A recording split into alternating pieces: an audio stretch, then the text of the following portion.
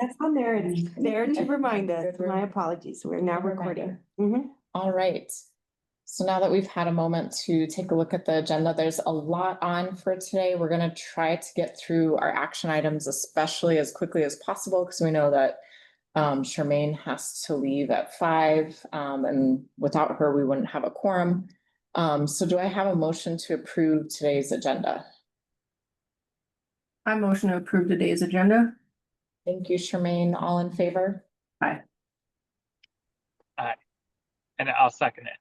And then say aye. Oh, yeah, thank you. I missed that. So thank you for seconding. And then I did see Tina's hand as well. So we're all in favor.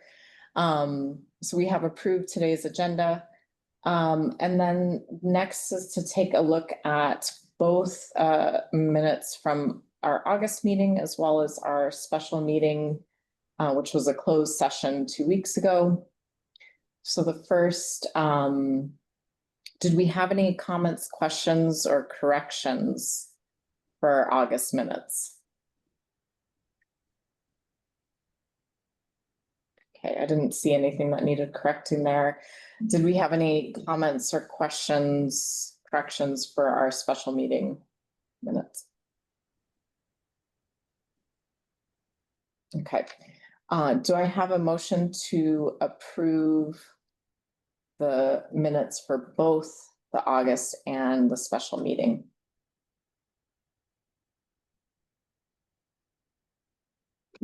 Sorry, that's my computer. I'll motion to approve both of those minutes.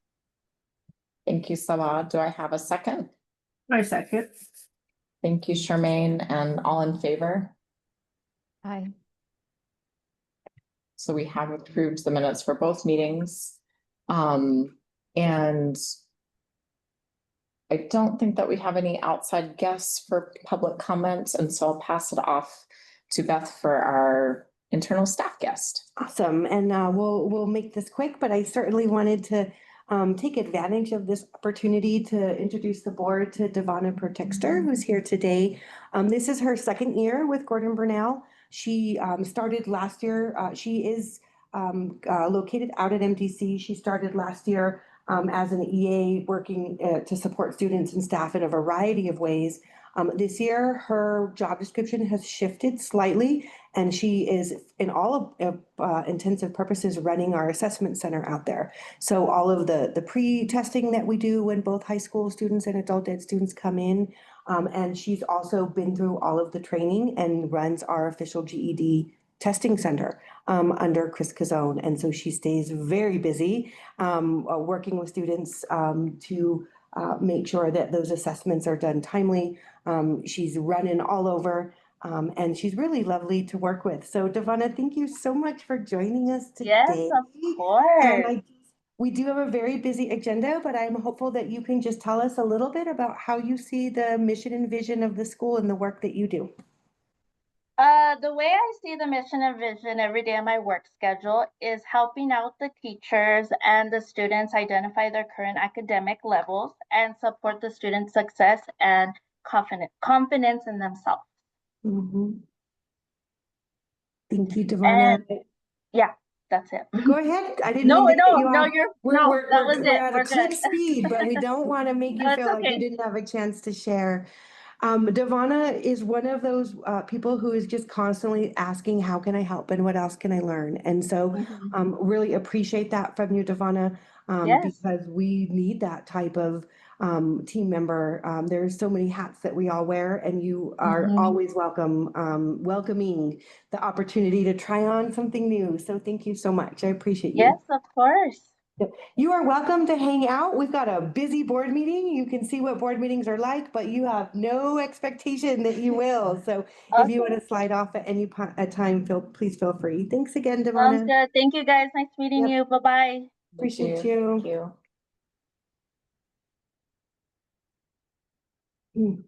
My God. I don't want to share everything. There we go. All right. And so don't have anything that we're going to revisit for past business except things that are on our action item list. So we'll go ahead and pass it off to Sammy for the finance review. Let me share. You're muted. Huh? You're muted. No, They but can hear me right here. that's our mic in here. I'm joined on here. Never mind. I have to be muted on here. Oh, you have the echo. Sorry, everybody. Problem. Okay. So we only have 2 bars today.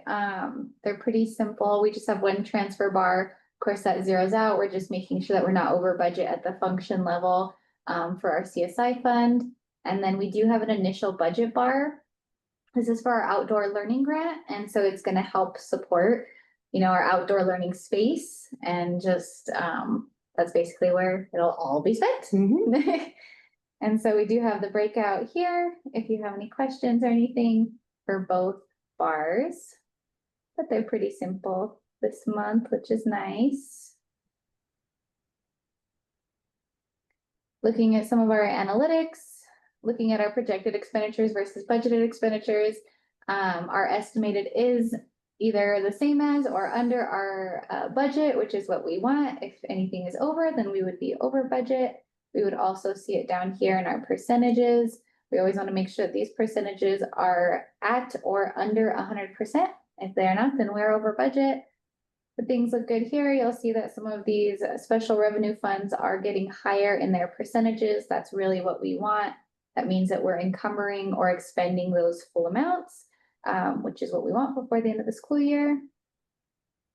Looking at our current year revenue thus far, we've only received our operational fund, our SB9, and our HB 33. We should be seeing our food service come in because we are submitting claims now as well as requests for reimbursements. And so we should start seeing these federal and state flow throughs come through.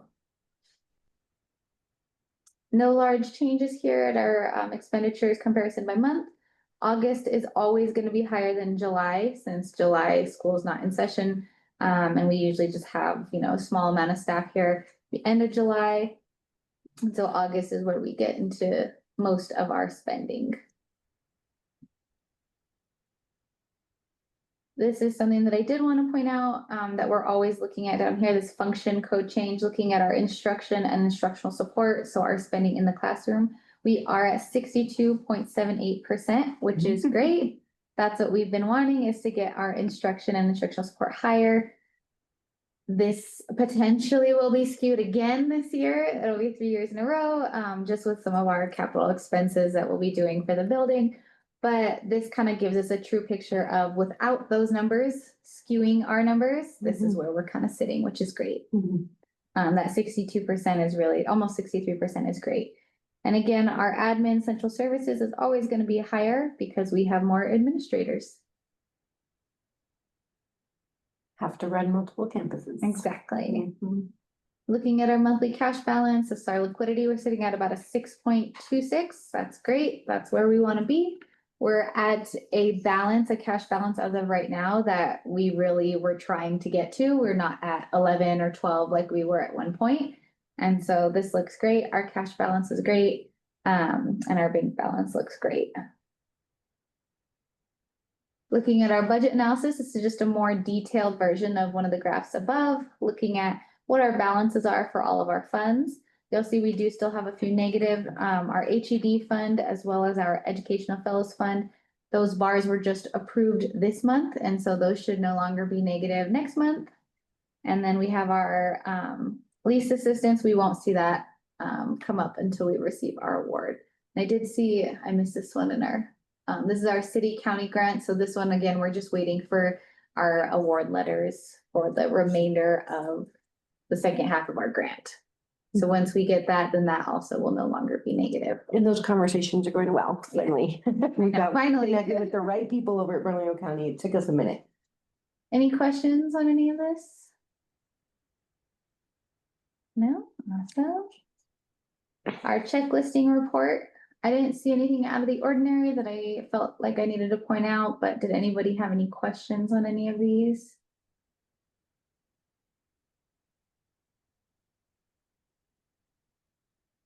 No? All right.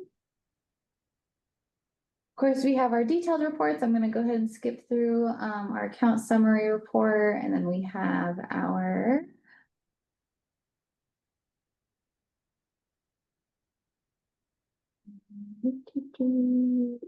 Balance sheet report, looking at our cash. And then our statement of revenues, expenditures, and change in fund balance. And then our bank reconciliation here, we zero out. And then looking at our outstanding check listing. We don't have any stale dated checks. We are already looking into these few checks up here. And creating a plan for solutions for them. One of them did get reissued as well. And so we're just gonna wait to hear back on those, but we are aware of them. And then we do tie out to our 8/31 bank statement here. Any questions? I went fast. Awesome.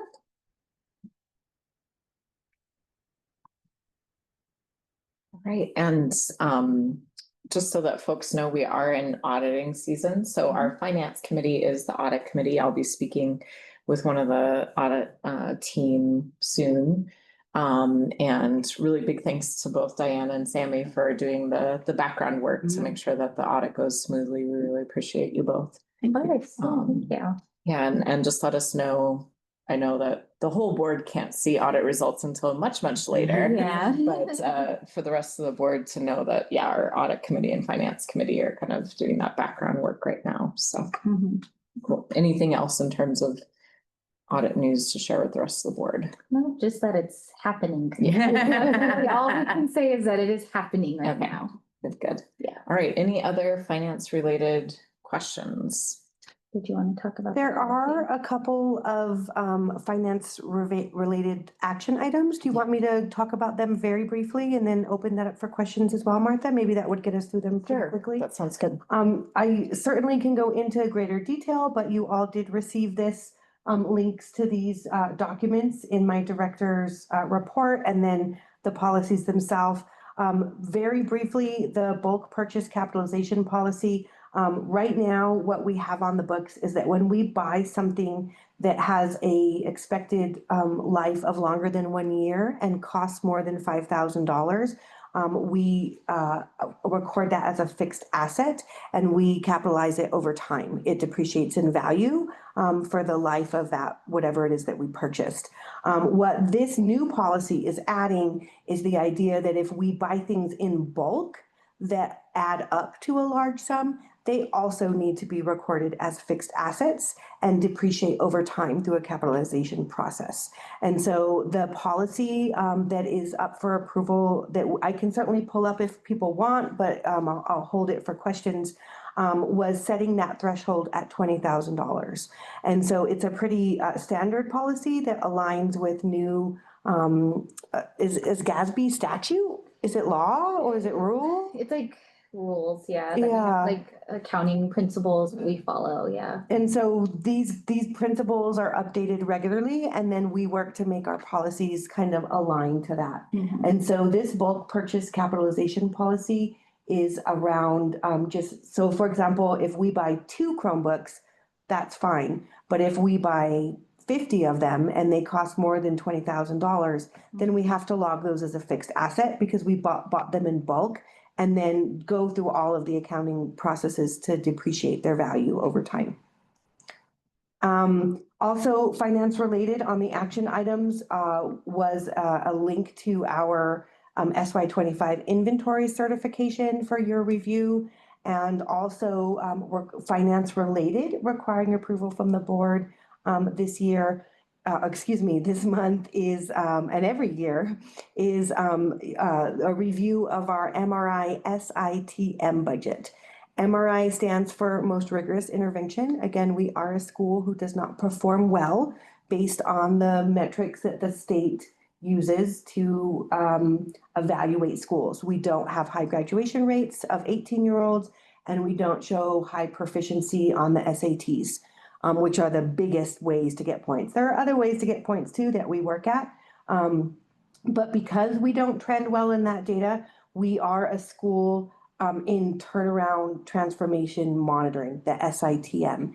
And so the good news is that monitoring and that extra oversight from the state comes with a budget.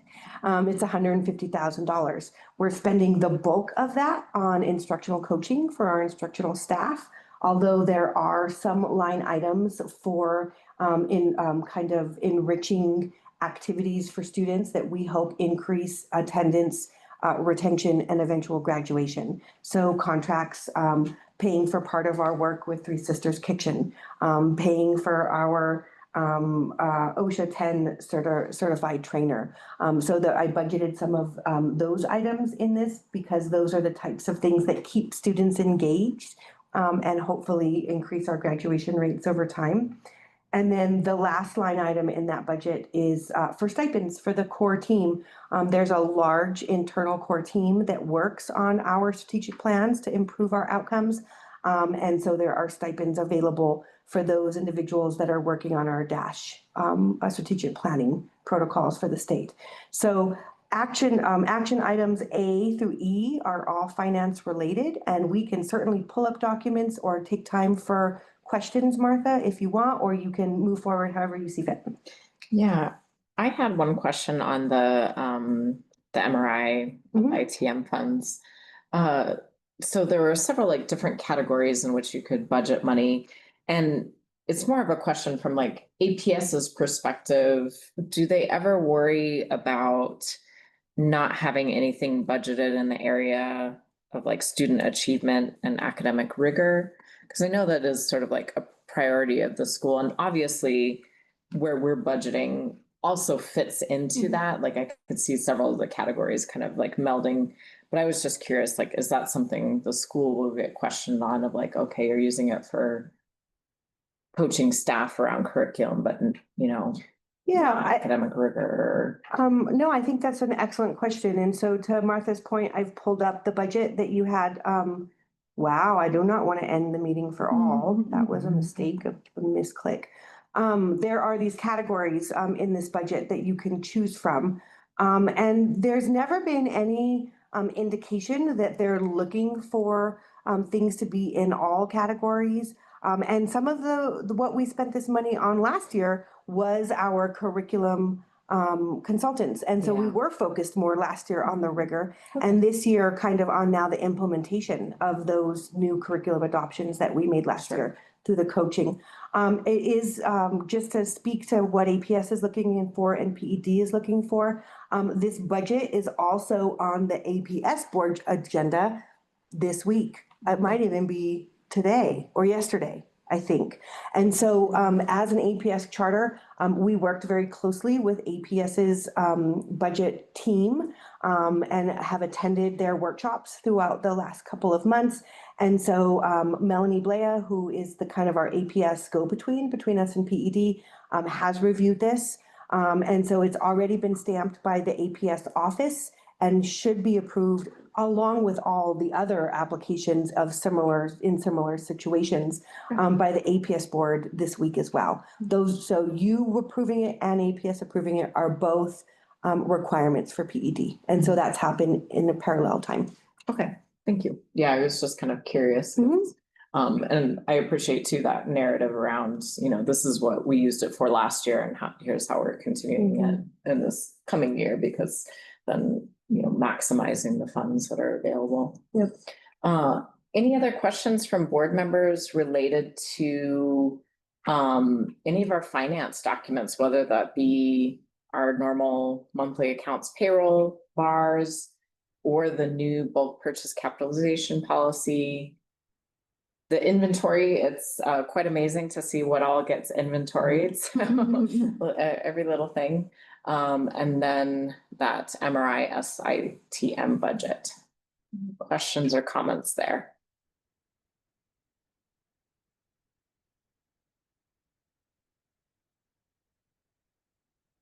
One thing I will say too is I did ask Beth to take a look, or have Sue, our lawyer, take a look at the new bulk purchase capitalization policy, just because it was something new and related to finance that I didn't feel like was very familiar to us. And there was nothing that she felt really needed deeper review, and that as long as it was applying to GASB and some of our other finance policies, that was fine. So we did have that kind of stamp of approval. Anything else from folks before we move for action items? All right, so we'll start with the first one. Do I have a motion to approve accounts and payroll vouchers? I motion to approve the accounts and payroll vouchers. Thank you, Sabah. Do I have a second? I second. Thank you, Tina. Are there any nays? Okay, all in favor to approve accounts and payroll vouchers? Aye. We have approved accounts and payroll vouchers. We will now move on. Do I have a motion to approve budget adjustment requests? I'll motion to approve the bars. Thank you, Sabah. Do I have a second? I'll second. Thank you, Tina. And any nays? All in favor? Aye. We have all in favor to approve the budget adjustment requests. All right, and action item C, do I have a motion to approve bulk purchase capitalization policy? I motion to approve the bulk purchase capitalization policy. Thank you, Sabah. Do I have a second? I'll second. Thank you, Tina. Any nays? All in favor? Aye. All right, we have approved the bulk purchase capitalization policy. Action item D.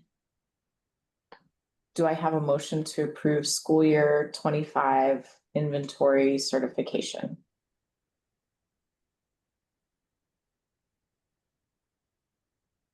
I motion to approve the inventory certification. Thank you, Sabah. Do I have a second? I'll second.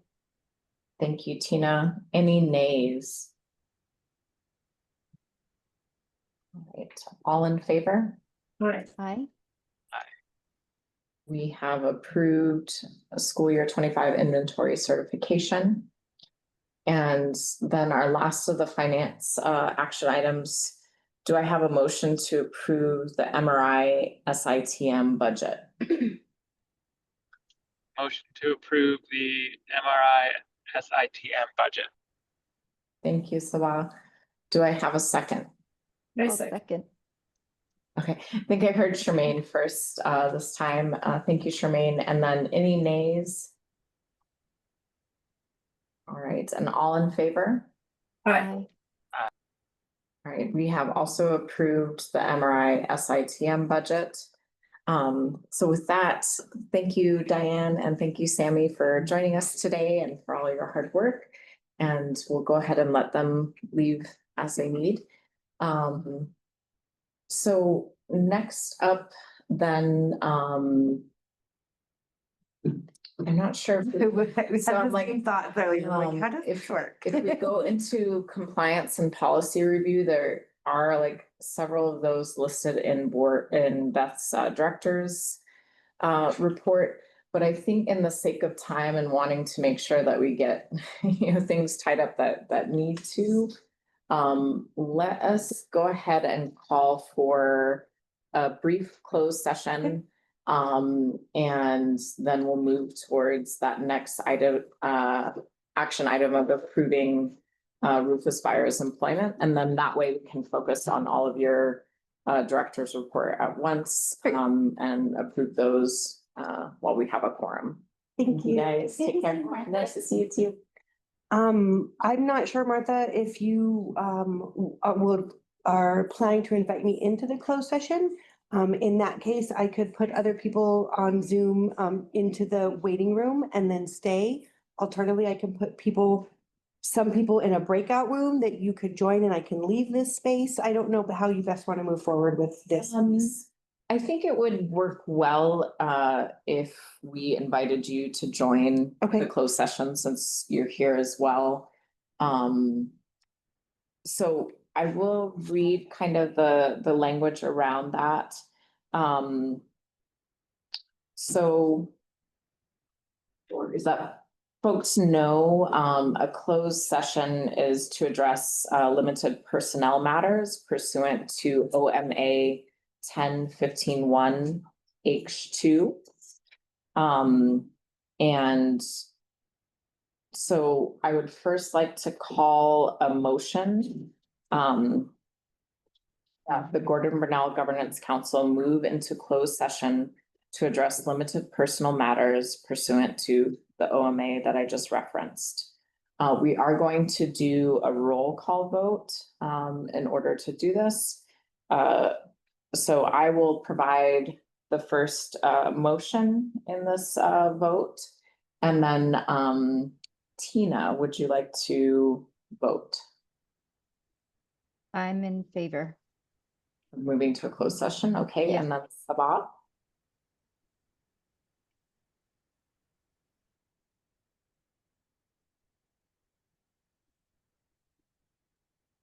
See, You may be May- in that. in or out of service, let's see Mhm. with, we'll move to Tremaine real quick, so, oh, he just dropped off, okay. So at the moment, as we don't have a full quorum, we're gonna have to wait until, I know Sabah is traveling, so he was having kind of some pauses in his, service. Let's go ahead then and open it up to talk about the director's report, and we can Okay. ask questions and kind of do some of that in the background. Once he comes back on, we can kind of restart with going and voting to move into a closed session and finishing up our action items. That feels good to me. Yeah. Thank you, Martha. And so I have two action items that I spoke to in my director's report. One is the updated pathway to graduation guide. This is a document that you all have seen many times that we just continue to refine as new things are happening in here, Sabah. So we might slide right back into Yeah, it, that we'll previously mentioned business. check back in. Mhm. Hi, Sabah. Hey, I'm sorry, y'all. I just, I had to rejoin. No worries. Do you feel like you're in a space with service for the next like 15 minutes or so? Yeah, I'm gonna, just pull over to make sure I stay there. So yeah. Okay, well, thank you for your flexibility with us. So we're gonna go back to, so I'll restart. Do I have a motion? Or I guess I will provide the first motion because we're doing a roll call vote. So I will move that Gordon Bernal Governance Council move into a closed session to address limited personnel matters pursuant to the OMA 10-15-1 H2. And I'm now gonna call a roll call vote for either yay or nay to move to a closed session. Tina, Yay. thank you, Tina. Charmaine, Yeah. thank you, Charmaine. And Sabah, Yay. thank you, Sabah. We will move to a closed session and our director Beth will join us. The rest of you, if you could just wait in the waiting room, Beth is assigning you now. And we'll be back shortly. Thank you for your patience.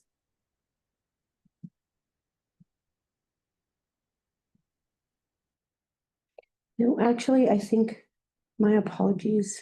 Well, I think that will be okay. I will keep an eye on it. I should have done it the other way around because they can join us. Yeah. But I'll keep a close eye, and if anybody moves into this space, I'll alert us immediately. I don't expect. Yeah, I think we're fine. so either, so. We are now in closed session. Our door physically here in the building is closed, and non-voting members are in a breakout room. That's my teeth. So just a quick recap. Tina and Sabah were at the previous special meeting And I had a good conversation with Charmaine to also let her know what we had talked about during the closed session. And she also followed up with Beth and Chris Pauls about, oh, wait, We're good. I don't know what that Okay. was. We're all. never mind. I was like I know, looking at yeah. numbers and making sure everybody was Mhm. still here. And so she was able to also follow up with a few of her own questions. You all saw the lawyer's response. I know it's probably not as comprehensive as like a back and forth conversation, but just with the time frame and Sue's availability, as well as her liking to have answers written down, we figured that that was the best way to move forward. We will note that in the future, such full background checks will not be shared with the board, because that isn't something that, and that was, again, a learning process, not something that we were familiar with. And otherwise, Sue felt positive about how we had progressed through the process, as well as moving forward with our decision. There was nothing that really stood out to her in terms of liability. We also got the answer around that Rufus will have a slightly different contract for the year. And then, will be addressed moving forward. Beth, do you want to share a little bit about your conversation with Sue as well? No, I appreciate that. Sue and I spoke for a good length of period last Tuesday morning, I believe. Gosh, the dates are a little wonky, but I do believe it was Tuesday morning. I shared my understanding of the situation that we were at. I acknowledged, some of the missteps that I have made, and that with the timeline, but certainly welcomed her opinion. Her questions mostly for additional clarification were around when the charges, when he was charged with these things, when we met him, and why we wanted to move forward with employment. And so my understanding is that the first charges were filed against Rufus in 2011. It does look like there are subsequent charges after, and there were additional charges filed in subsequent years, but that was not him being released and reoffended. He never left custody after that first incarceration. So those were additional charges brought by the DA around the same case. So I think that was important to look at a series of what looks like a series of arrests. There was one arrest and then variety of charges filed over time. And Rufus and I have had lots of conversation about why that may have happened. And I don't want to play telephone and he said, she said, but our conversations did lead me to believe, or to understand. And I also looked on New Mexico courts myself, which is a website where you can look up court cases in New Mexico to kind of confirm that.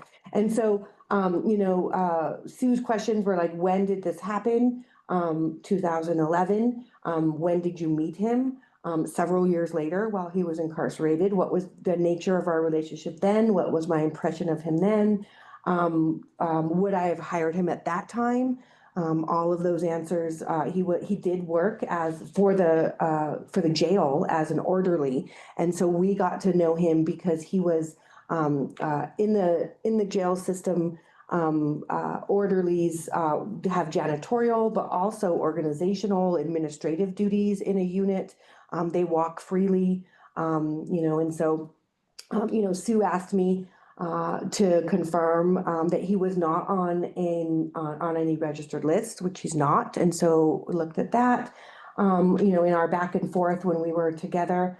And she said, if you felt like he was a good match, he had served his time and paid his debt to society. She quoted a variety of statutes that were on her mind that encouraged organizations to hire and employ the post-incarcerated for a variety of reasons. She laid her understanding of our mission and felt like that there is no reason why we shouldn't hire, especially our own graduates with backgrounds. I specifically asked about these charges and she said they're serious. And that there's nothing that prevents us from hiring him in this particular position.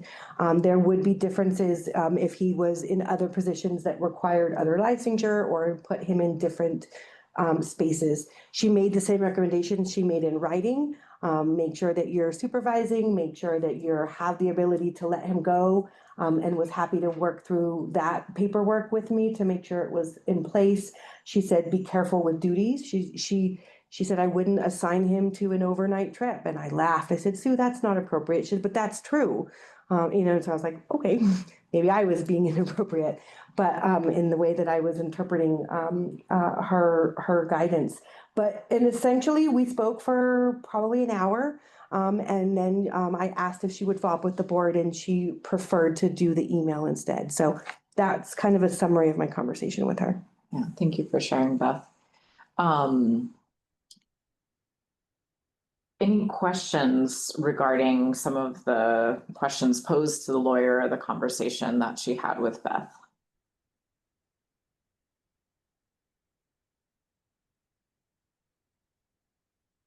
Okay. Another thing that pertains to this closed session is that you all received an email from Michelle stating her resignation. And I know it went against our quorum law. I kind of went back and forth of whether I should email all or email individually. And I decided, like, since she had emailed us all, I wanted to also reassure us all that I felt that, you know, we were all learning and growing and trying our best in this particular situation, and that the timeline wasn't ideal, but that we had acted with integrity. And I also thank you all for posing your questions because it led to learning new things around not sharing background checks directly. I do think it's interesting though that, Michelle, found some issues with the process, but she was one who had explicitly asked for the background check and wanted some of that information. And so that turned out to be the one thing that was illegal. So that just speaks to, again, we are all learning and growing in this process. And I really rely on you all to help support and ask those questions, because I apologize for the fact that I wasn't, thinking ahead to request a closed session for August, as well as, get the lawyer on board. And I really appreciate when you all either call or text me and say, hey, I want to talk about this, or I have some questions. So it is a team effort. That is going to be something, our last action item, that we'll have to formally approve her resignation as well. And I think that's just more of a formality so that it's on record, and so that a board member can't then just show back up on another time and claim that they're still part of the board. So that's why we have to formally accept the resignation. Any additional things regarding this particular decision that folks want to talk about? Martha, I just wanted to thank you for your leadership through this process. And I think that, we're all learning and operating with integrity. And the reason we're able to do that is because you are holding this board together as the board president. And I think so far all of the actions have been good, and those that weren't quite, by the book, it was through no lack of effort or lack of integrity. So I really appreciate how you've handled this and how you've led us, not just in this, but also in all of our other board duties. So thank you. Thank you, Sabah. Yeah, I really appreciate your perspectives and things that you've shared along this process. Charmaine here, guys. Beth, I just wanted to say, I think that this situation is, I think, a good opportunity for, I don't know, probably all of us here, to be honest with you, to Uh, you guys got to consider where my perspective comes from, right? My background, law enforcement, 20 years, right? What I can say is I think it's great to be able to evaluate if this person will be employed with the school, because typically what I've seen throughout my career was it really takes it takes a big circle to support folks and continued support along the path of not reoffending, not getting involved in habits that get them into trouble.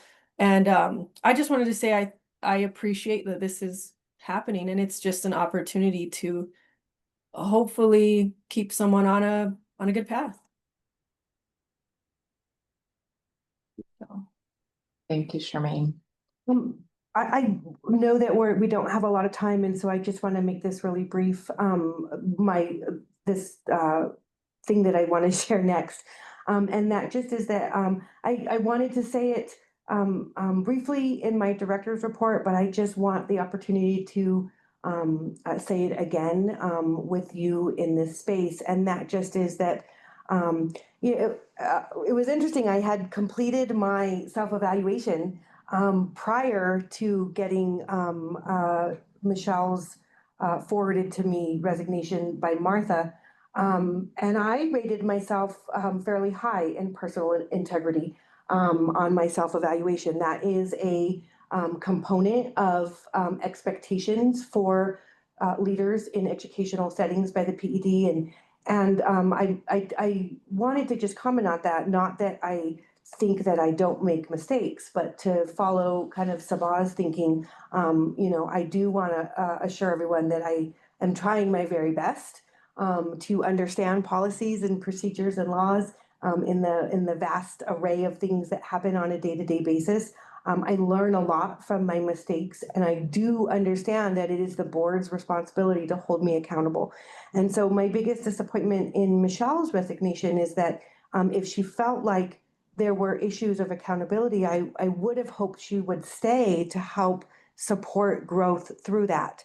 And I did email her and Martha after reviewing the documentation and express that, and hoped to her for her to call or to reach out to me so that I could learn from her perspective and make sure that I was understanding what her biggest concerns were. I did share the full background check with the board, which is not something I should have done. And my biggest takeaway from this particular experience is a reminder to reach out to Sue more often. I think sometimes I assume that what we are doing is best practice, and the reality is we don't know what we don't know. So if I'm faced with a similar situation to this again, I'll manage it very differently. But even more in a broader sense, I'm reflecting on how I ensure that we are compliant as an organization, that I am compliant as an individual, and that we have policies and procedures that we not only have on the books, but understand and refer to guide us. And so I just want to acknowledge that I appreciate the conversations that I've had with individuals on the board, and I don't claim to not make mistakes, but I can promise that it is my deepest intention to learn from them. And my biggest disappointment in Michelle's leaving is that if she felt like that wasn't happening, her best opportunity to address that would have been to stay on the board and to make a vote and to be involved in how policies and procedures are rolled out.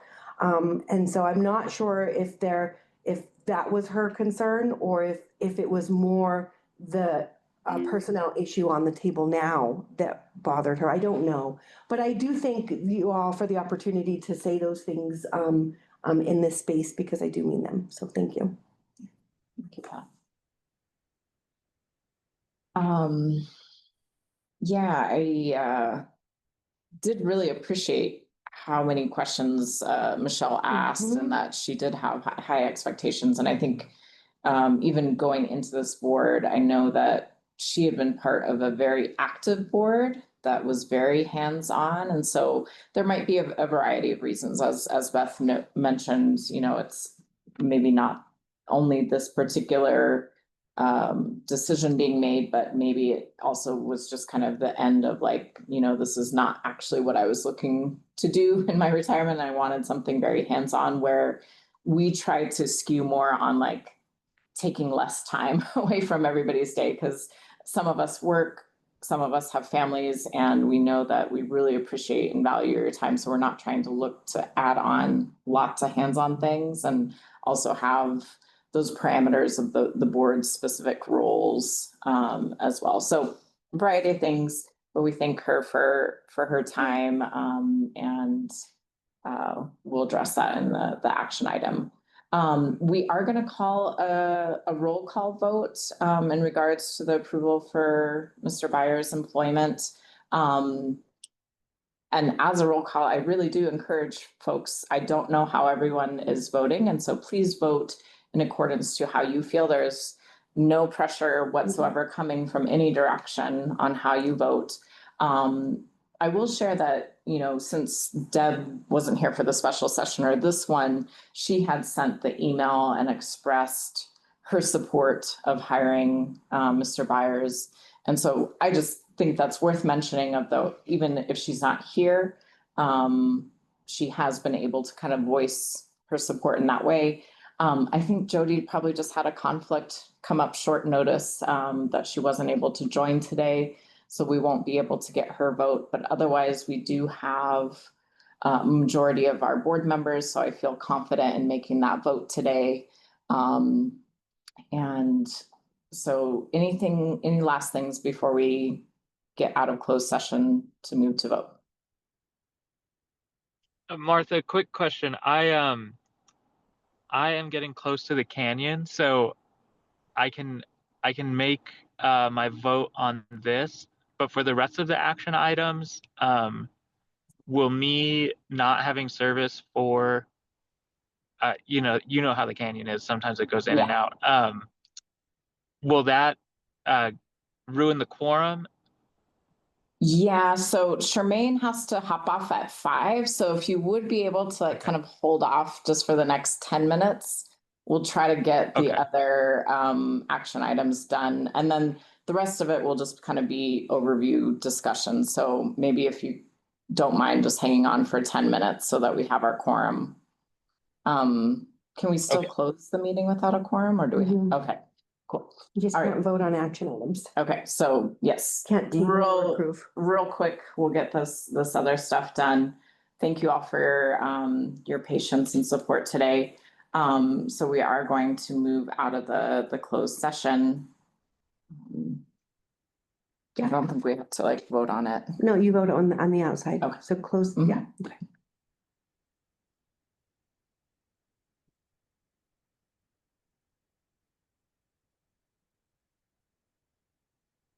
All right, we are going to, I will call a motion to close the closed portion of the meeting and return to an open session. And it will be roll call vote. So Tina, do you move to return to an open session? I do. Thank you, Tina. And Charmaine? Aye, yes. Thank you, Charmaine. And Sabah? Aye. Thank you, Sabah. So we are now again in an open session. And so we're going to move to our action item. Do I have a motion to approve Rufus Byers' employment? It is going to be roll call vote. So the first vote will be a motion. So I will start. I vote aye in approving the Rufus Byers' employment.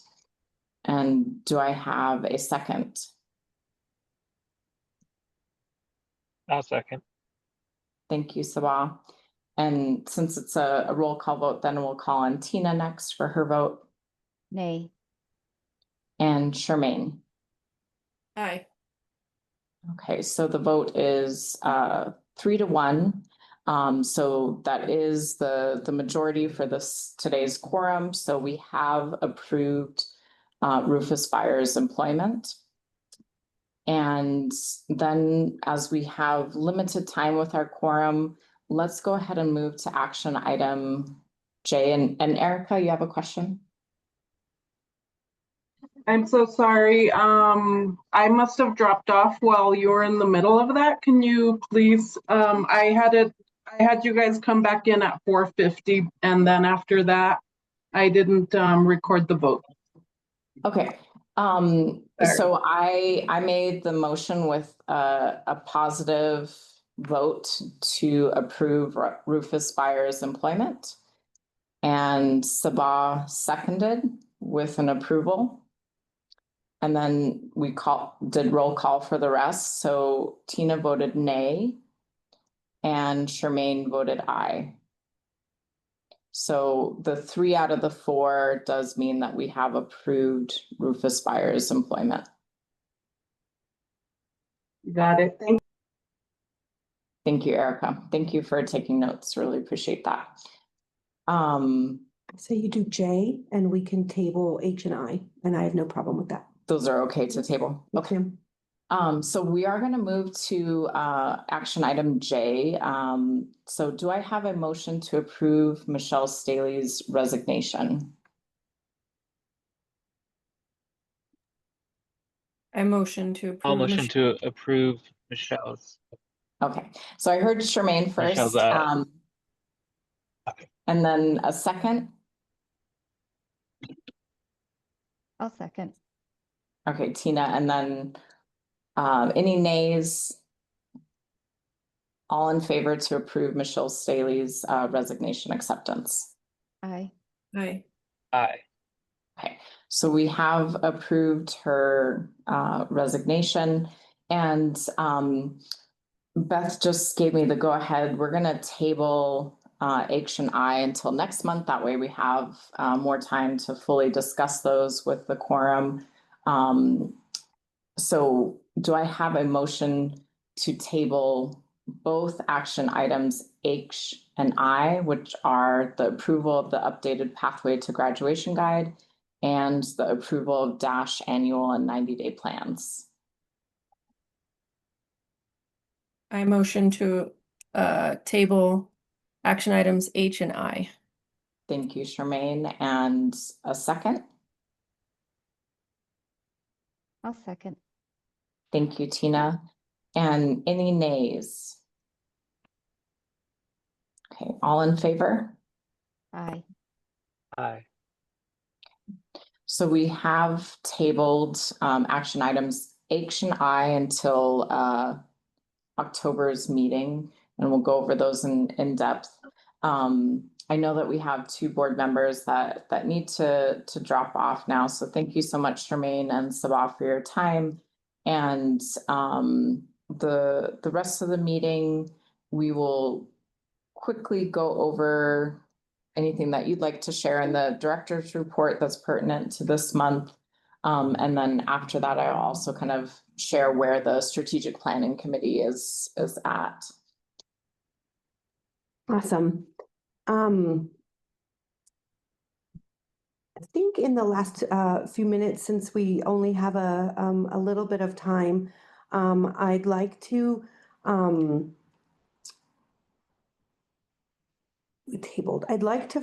kind of take a few minutes to talk about my self-assessment and professional development goals. This is something that's happening across our organization in these weeks. All staff members, not just instructional staff, but all of our support staff and operational staff as well, do write a professional development plan every year.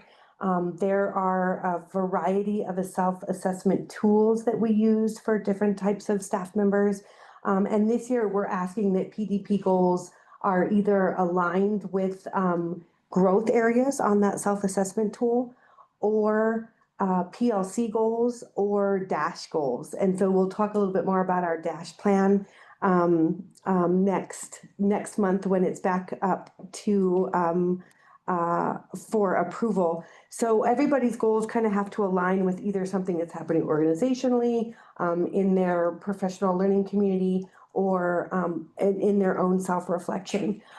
When I used the New Mexico Excel 5 Essential Practice rubric for school leaders, I rated myself strongest in organizational advancement and personal integrity. But I'm hoping to really focus on instructional core and talent development and then different aspects of culture and safety. So some of the things that I think that are happening right now within the organization. I'm been very ambitious with multiple initiatives, both with really ensuring that we're using rigorous standards adopted curriculum, making sure that we're focused on our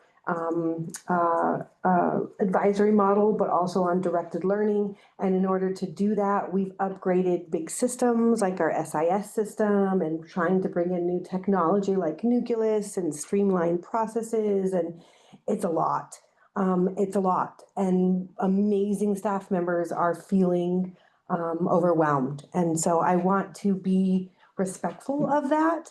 And so one of my goals is streamlining initiatives through focused change management. So working with staff to maybe deprioritize a few things so that people feel like they can get their feet underneath them and really move forward positively instead of stressfully.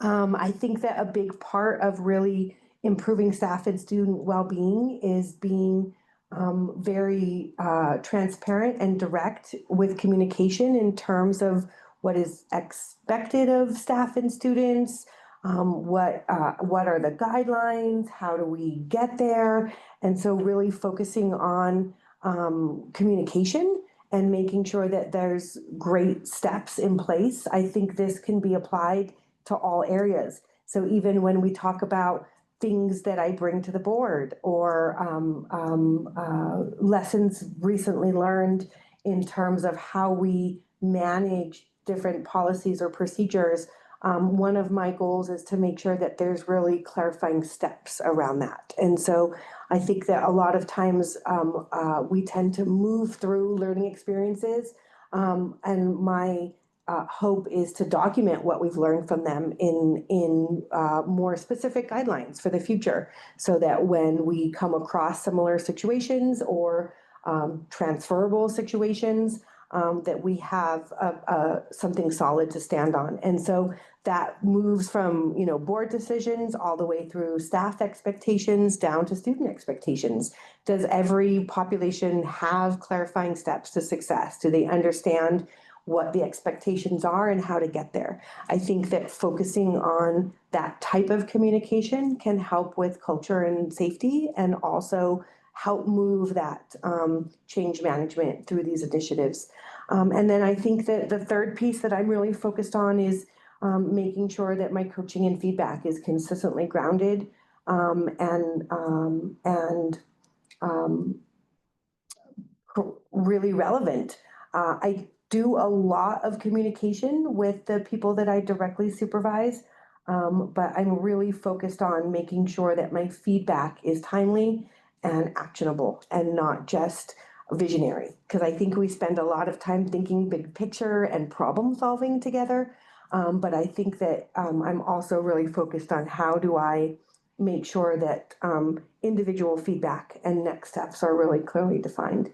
So that's a lot of word salad, but it's taken a lot of reflection for me to kind of identify these goals.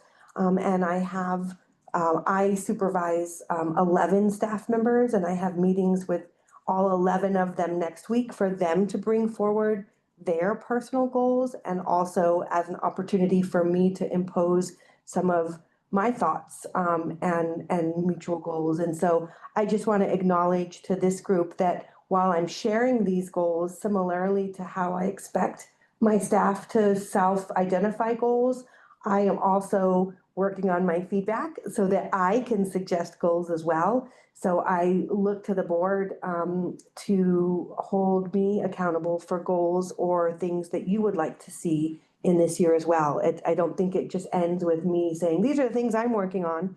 I'm really open to feedback about things that either related to this rubric or not that you would like to see me work on. And so grateful for the opportunity to spend a little time talking about that.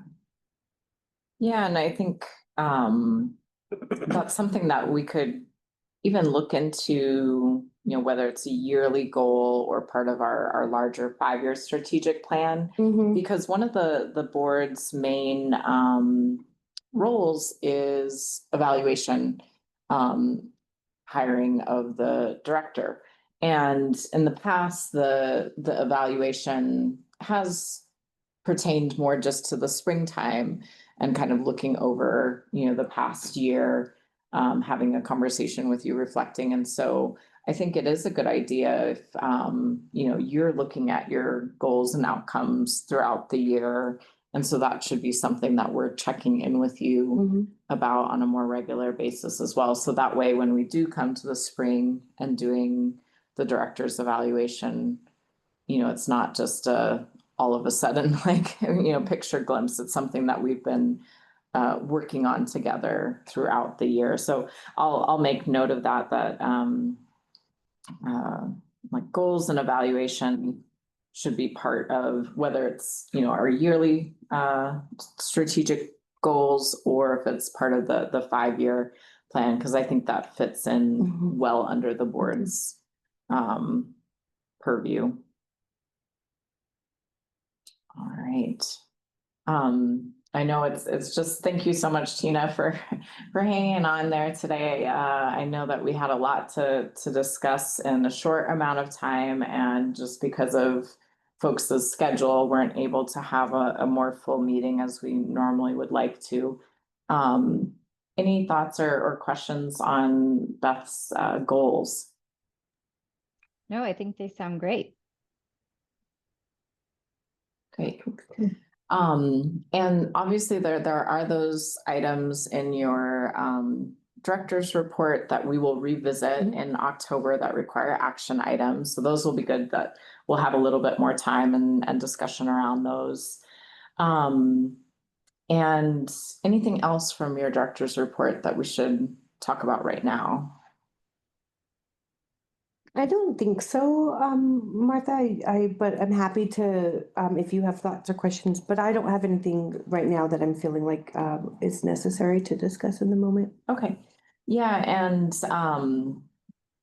Tina is on the strategic plan committee, so we don't have to update you on where we're at, but I will just let you know, Tina, that I'm working on kind of getting some wording around what we've discussed, both for our yearly goals as well as like the 5-year goals. And we did have a good conversation with Kiana, and so she'll be joining us for our next strategic plan committee meeting. And so I guess this is also for our monthly notes that folks can follow up, that the needs assessment is underway and actually in a quicker time frame than I would have expected. And so I think we will be able to incorporate a lot of the information that Kiana is gathering from students, staff, and community into our strategic plan, and make sure that, there aren't things that we're missing or that we should give more attention to in the next few years. Anything else about the committee that you'd like to share, Tina? No, I think we're making some good progress. I feel like we got a good framework, like a skeleton down, and moving forward, it'll just be kind of filling in details and making sure that all the pieces, all the moving parts align. So I feel good about that work. Cool, great. Really appreciate your time on that committee, because like I said, it's a lot that we have to commit to with various meetings. Really quickly, also, Kelly did offer a proposal for an annual board training that would be a little bit different than what we've done in the past. And again, we'll send it out to the whole group. We're not making any decisions today, but she's looking at tentatively November 14th, which I'm gonna double check. Friday, It's a Friday, okay. And so that would be along with a couple other charter schools, which would be interesting. We would get, I'm sure, plenty of time for our governance council alone to talk and plan, but then also be able to communicate with and learn from other board members or board groups at the same time. What does that date sound like for you, Tina? Yeah, that's great. I will be in town. I think it'll be interesting if we actually do sit down and do this with another board, just to have some different perspectives and voices. And see what they do. Okay. Mhm. Yeah, I think it will probably come down to our folks who are working, in terms of like, that would be them taking a day off of work. Right. So we'll just have to kind of see what that looks like for folks. And if it seems like there is a majority who want to do that and only one or two who are not able to, then they might be able to either attend a conference or do the asynchronous training. So we'll kind of see whether, we go for the 14th or if we try to do a separate Saturday that everyone would rather do the personal board training on. But we have some options and we're trying to get it planned early this year. Part of, I guess it slips into our strategic planning. Like we said, we are keeping the goal around continuing to retain and recruit board members, as well as look at our long-term leadership. And so I just throwing that out there for anyone that if you have ideas for, especially now that we're down to 6 and we would like to have 7 to have a little bit of that quorum flexibility. If you have folks that are maybe interested, definitely talk to them about the board. Let Beth or myself know, and we're happy to have a conversation with them. I have one friend and former colleague that I might reach out to. She's traveling right now, so I didn't reach out to her right away, but she might be somebody who's interested. So we're also always looking for a variety of like career backgrounds, like personal backgrounds, experience backgrounds. So that's something to keep in mind because I think it really does help round out the board and how we focus on issues. That was all I had for our board priorities. And anything else coming up for you, Tina? The board meeting that we have coming up on October, is it 16th? 16th. I will be out of town for, so I'm hoping that there will still be a quorum so that you can get business taken care of, but I won't be able to make that meeting. Okay, thank you for letting us know. Yeah, we'll definitely check in with Deb and Jody since they weren't able to be here. And maybe we can even like ask for, the week ahead of time to kind of check in. That way it's not just checking in the week of.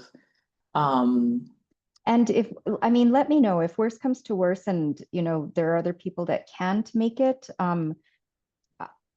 There's a slight chance that I will be able to just kind of do the audio on my phone. But I will be in Jamaica, not to make anyone nervous or like jealous, yeah. jealous. There you go. Jealous, certainly I am.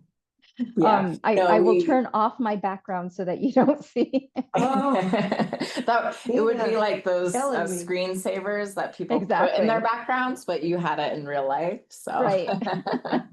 No, we definitely want you to honor your vacation and travel time. So no pressure there. And yeah, I'm not too worried. I think Deb is traveling right now. So I'm anticipating that she will be back in October. And like I said, I think it was just sort of a blip thing for Jody that she wasn't able to be here today.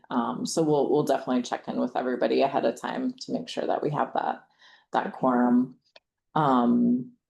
Yeah, and so we'll go over those 2 next action items and then the rest will be in our documents to review. And so as always, even if you're not able to be there, Tina, if you have comments, questions, or concerns that you want to bring to the group, in your absence, very much welcome those. Thank you. Okay. All right. So future business is what we were just referencing, our Thursday, October 16th meeting. They come around quickly. So anything else? I think we are good. I we don't have a quorum to like officially close the meeting, but we don't need one in this Think so. case. So I will just announce that our Gordon Burnell Governance Council meeting on September 18th has officially adjourned at 5:11 PM. Thank you, everyone, for joining. Thank you. Appreciate you, Tina. Thank you, Martha. Bye. Thanks, Erica. Thanks, everyone.